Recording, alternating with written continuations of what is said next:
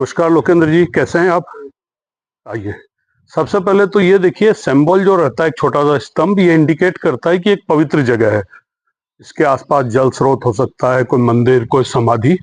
तो ये हमारी संस्कृति का प्रतीक है। और इसके पीछे किसी ने मुझे बताया था, ये भी भाव रहता है कि अगर आप ऊपर नहीं जा पा रहे हैं स्वास्थ्य कारणों से, जैसे बुजुर्ग लोग नहीं जा पाते, तो यहाँ भी आप नमन कर सकते हैं। और इसमें भगवान गणेश जी और अन्य देवी देवता बने हुए हैं।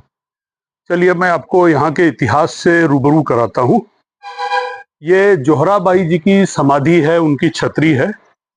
जोहराबाई जी का कोटा के रियासत से या कोटा के इतिहास से क्या संपर्क रहा है, वो मैं आपको बताता हूँ। ये कोटा के मिनिस्टर थे, यानी जिसको लोकल लैंग्वेज में दीवान कहते हैं, जालिम सिंह झाला, जो 18 वर्ष की उम्र में ही कोटा के सेनापति बन गए थे, कोटा रियासत के। और उन्होंने 1758 से लेकर 1824 तक लगभग 66 वर्षों तक कोटा रियासत को संभाला था। उस समय मुगल सत्ता कमजोर हो गई थी और अंग्रेजों का, ब्रिटिश टाइम का जमाना था। और यहाँ पे जो पिंडारी लुटेरे लूटपाट करते थे, चौथ वसूल करते थे, तो उन सब से कोटा रियासत को सुरक्षित किया, संरक्षित किया और अंग्रेजों से मैत्रीपूर्ण संधि करके कोटा रियासत को सुरक्षित रखा। तो उनकी ये उपपत्नी थी जोहराबाई, जो स्वाभाविक है, मुस्लिम नाम है, मुस्लिम है। जैसे बाजीराव और मस्तानी का हम किस्सा जानते हैं, बाजीराव हिंदू थे, मस्तानी मुस्लिम, लेकिन प्रेम जो होता है उसमें जाति धर्म की दीवारें आड़े नहीं आती हैं।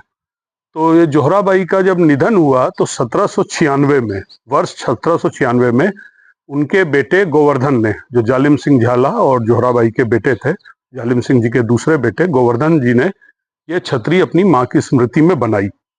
और आज अगर हम देखें तो लोग बाग इसके इतिहास से परिचित नहीं है, जैसे सगस जी महाराज के मंदिर के रूप में जानते हैं, लेकिन एक ये अपने आप में एक इतिहास भी सहेजे हुए है, तो उसके बारे में जानना चाहिए। और इसके पीछे बहुत सुंदर तालाब भी है, जो हम अभी देख के आए हैं, जो जोहराबाई के नाम पे जोहार सागर था, जो बिगड़ते बिगड़ते जवाहर सागर हो गया।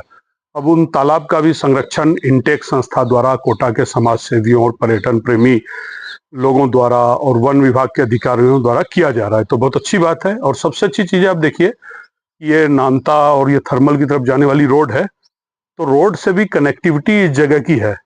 और यहाँ बहुत सुंदर बाग बगीचे भी बने हुए हैं, काफी ये लंबाई में विस्तृत है, तालाब की पाल भी विस्तृत है। तो लोगों को यहाँ जानना चाहिए, समझना चाहिए। और इसमें देखिए, ये जो राजपूत शैली का स्थापत्य आपको इस चबूतरे में नजर आएगा, और बहुत सुंदर चबूतरा है। थोड़ा आगे बढ़ते हैं और हम यहाँ अपना श्रद्धा जो है अर्पित करते हैं इनको।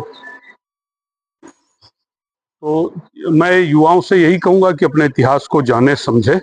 और अपने शहर में भी बहुत सी ऐसी चीजें हैं जिनसे हम परिचित नहीं है, तो उनको आइए, यहाँ आए और देखें, समझें।